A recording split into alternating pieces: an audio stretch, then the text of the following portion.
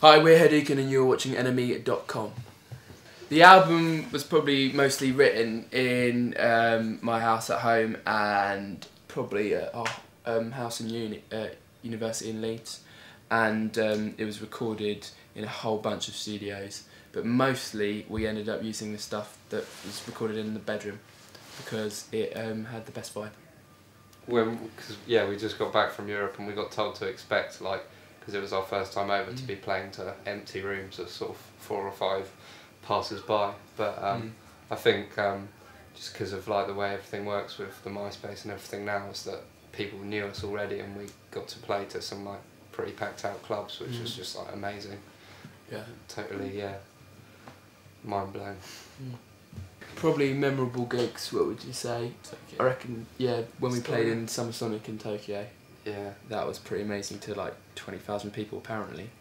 That was pretty intense. And I thought Astoria was quite a nice, like, homecoming to London. Big one for us. Because I used to go to gigs in like Astoria, that like, all the gigs I used to go to was at Astoria, so it's a nice one being at the other side of the stage. You know. There's loads of odd special ones, so like played Utrecht on the European tour, and just like for some reason some nights it just comes together, and that was totally amazing. Yeah. Or like the Camden Crawl Black Cat, that was pretty mental gig. Yeah.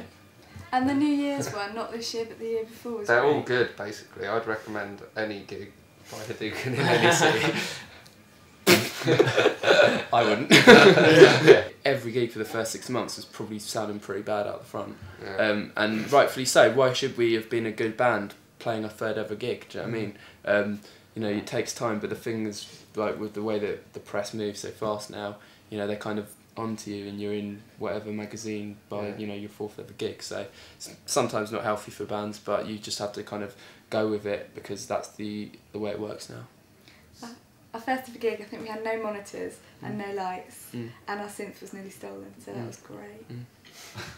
Would we have rather had a bit more time? I'd probably say that in some respects, yeah, it would have been fantastic because we would have honed our live show and we would have got it all ready, and maybe we would have got signed the first time round instead of the second time round or something.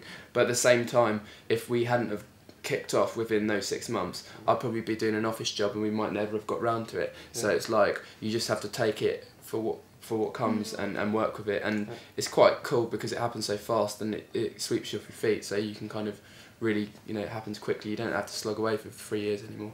I do think it is a shame though when like lots of people do just write you off like when they first see you and it is your second only gig. I think you've only been a band for like a month. Clearly you're going to be quite shit. But it would have been nice, I think, to have had that year at uni, to play a few local gigs around Leeds, and just to kind of really get into it before you kind of get hype and get media attention. But, you know, that's where it goes. It's good to get it at all, so. Trying to sell records. The most difficult part.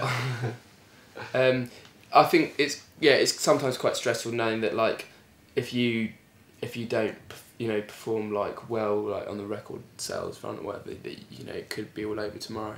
So that's a bit of a horrible feeling, not knowing if it's going to go well, and you just can't predict how many records you're going to sell or whatever, and you shouldn't really have to care about it. But in this day and age, because record sales are so low, the odds of you getting dropped are much higher.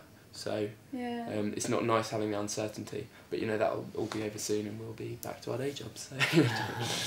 Yeah, I think from the start we noticed that there were a few hardcore fans actually, especially in the first ever gig when you saw people singing along. That was pretty weird, and that's not because, you know, we're for any particular reason, but the fact that the songs are out there on MySpace and you could download them straight away, and that did help us. Because it gives you a bit of confidence as well when you're playing first ever time, if you see people enjoying themselves. But yeah, no, there's definitely like a hardcore contingent now. You see a few of the same faces out and about, so that's cool.